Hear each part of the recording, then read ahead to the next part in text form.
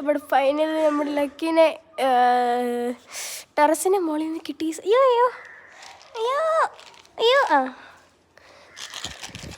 ലക്ക ഇതും വെച്ചോണ്ട് വീടെടുക്കുക ഇച്ചിരി പ്രയാസം. അതാ ലക്ക വാ ഒരു ബന്ധമില്ലാതിരിക്കുന്നേ.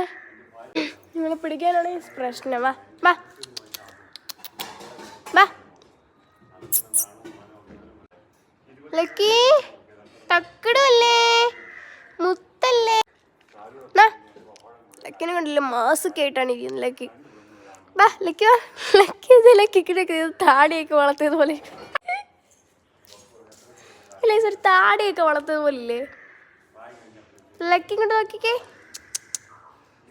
വാ ഫുഡ് മീമെന്ന് വെക്കാതെ ഇങ്ങോട്ട് വാ കുഞ്ഞേ. ഗേസ് ഇവൾ ഈ പെണ്ണില്ലേ പാമ്പിൻ്റെ പുറകെയൊക്കെയാണ് ഓടി നടക്കുന്നത്. ഇല്ലേക്കി ഒരു പേടിയില്ല. ഇന്നലാളും പാമ്പിന് പുറകെ നടക്കുന്നതെന്ന് പറഞ്ഞു. വലിയൊരു പാമ്പ്, ഒരു കറുത്ത. ഞാൻ കണ്ടില്ല, അമ്മ ഉണ്ട്. അമ്മ എന്നോട് പറഞ്ഞു പൂച്ചയാണെങ്കിൽ പാമ്പിന് പുറകെ ഓടിയെന്ന് കണ്ടെന്ന്, ചീറ്റിക്കൊണ്ട് നടക്കുന്നതാണെന്ന്. ബാ ലക്കി പാമ്പ് കടിച്ചോന്നൊന്നും അറിഞ്ഞൂടാ. കടിച്ചിട്ടില്ല കേട്ടോ, വലിയ മുറൊന്നും കണ്ടില്ല. ഇവിടെ ഇങ്ങനെ എൻ്റെ മണ്ടേ നിറക്കും ഈശ്വരാ. പഗ്ഗിയും ലക്കിയും ഒരേപോലെ ഉണ്ട്. അതുകൊണ്ട് വിളിക്കുമ്പോൾ ഇച്ചിരി ഇതാണ് കണ്ട. പിന്നെ മുടി കൊളായി. എന്തോ ഉണ്ട് ലക്കി. ലക്കി പോലത്തെ പൂച്ച വേറെ ലോകത്ത് എവിടെയും കാണില്ലല്ലോ. ലക്കി തക്കടല്ലേ. നടക്കുമെന്ന് തോന്നുന്നില്ല, കുറച്ചങ്ങോട്ട് ഇട്ടിട്ടില്ല. കാറ്റ് ഫുഡ് അത് കാണുമ്പോഴത്തേന് കടന്ന് പിടയ്ക്കുന്നവളായിരുന്നു. ഇപ്പം എന്തോ പറ്റിയെന്ന് അറിഞ്ഞുകൂടാ.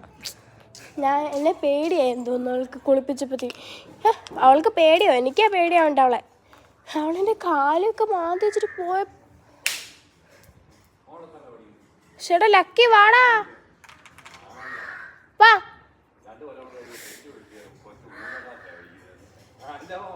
Lucky lucky lucky lucky lucky lucky lucky lucky അതുപോലെ ആക്കി ചേക്കട്ട് ഇറങ്ങി തക്കടല്ലേ. കേസ് ഇനി ഇങ്ങനെയാണെങ്കിൽ ഞാൻ ചത്ത് പോത്തുള്ളൂ. ഇത് പൂച്ച ഇറങ്ങി വരുന്നില്ല. ഇപ്പം എന്തായാലും ബായില് പറ പൂച്ച.